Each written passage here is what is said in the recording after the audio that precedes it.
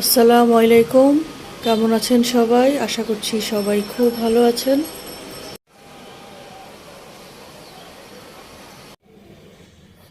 দেখি, চিকেনগুলো ভিজিয়ে রেখেছিলাম।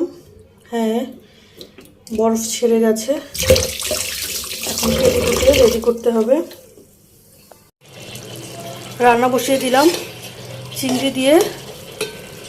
এখানে আজকে কাজের আপা আলু বেশি কেটে ফেলেছে, তাই ভাবলাম যে একটু দিয়ে দেই। চিংড়ি দিয়ে লাল শাক দিয়ে রান্না করছে এই সাইডে। আর এখানে মুরগিটাও বসিয়ে দিলাম, তো মুরগিটা কষানো হোক আস্তে আস্তে। লাল শাকটা রান্না হয়ে গেছে, খুব ভালো হয়েছে টেস্টটা। আলু দেওয়াতে কোনো সমস্যা হয়নি। মাংস কষানো হয়ে গেছে, তো অল্প করে ঝোলের পানি দিয়ে দিলাম। আর এই সাইডে রুই মাছের মাথা কাটাকুটা দিয়ে মুড়িঘণ্ট করব। তো মশলাটাকে কষিয়ে এরপরে মাথা কাটাকুটাগুলো দিয়ে দিলাম।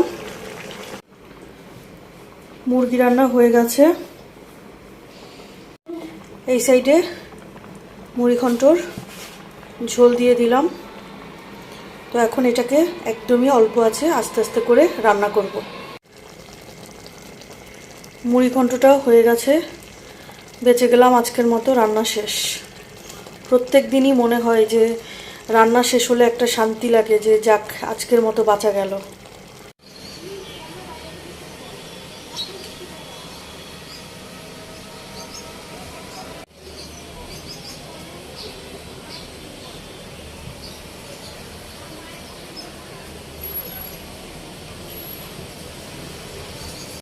দিনের শুরুটা তো ভালো মতো হয়েছে, তো কাজ তো করতেই হবে। একটা পেজের জন্য কিছু ড্রেসের শ্যুট করে দিয়েছি, ভিডিও করে দিয়েছিলাম। তো ড্রেসগুলো দেখেন, মাশাল্লাহ অনেক সুন্দর। কিন্তু সন্ধ্যা একটু চা খেয়ে নিচ্ছি, আর এই দুষ্টুটা এখনো পড়তে বসেনি। এত বড় একটা দুষ্টু। দুষ্টুটাকে দেখেন, কলিজার বাচ্চা। শুধু একটু লেখাপড়ায় ফাঁকি মারতে চেষ্টা করে আর কি, কিন্তু মম্মির কাছে ফাঁকি মারার কোনো চান্সই পাচ্ছে না, তাই না? হ্যাঁ, আবার বলছে এই দুষ্টুটা।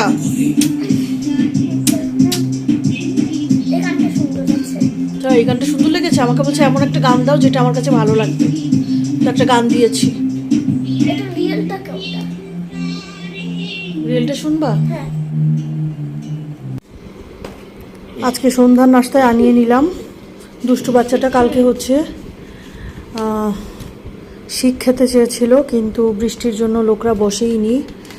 তো আজকে পাঠিয়েছিলাম, লোক পাঠানোর পরে বলল যে আজকে শিকই শেষ হয়ে গেছে। চিকেনের এটা কাবাব বলে। তো এটা আনানো হয়েছে, আর পরোটা, আর এখানে চাটনি। কিসের দুষ্টুমি হচ্ছে? দুষ্টু কোথাকার। এই যে পড়ছে, একবার পাকের ঘরেই চলে গিয়েছিল দুষ্টুটা পড়তে পড়তে। তার নাকি ভয় লাগছে। তারপরে আমি আসলাম, এখন আমার পিছে পিছে এসেছে। এখন এই যে এটা বললাম যে খাও বসে। লেখা শেষ হয়েছে ইংলিশটা, এখন বললাম যে খাও। আর এই যে পড়ুয়া পণ্ডিতনিকে দেখেন, সে পাকের ঘরেই চলে এসেছে। এত বড় একটা দুষ্টু।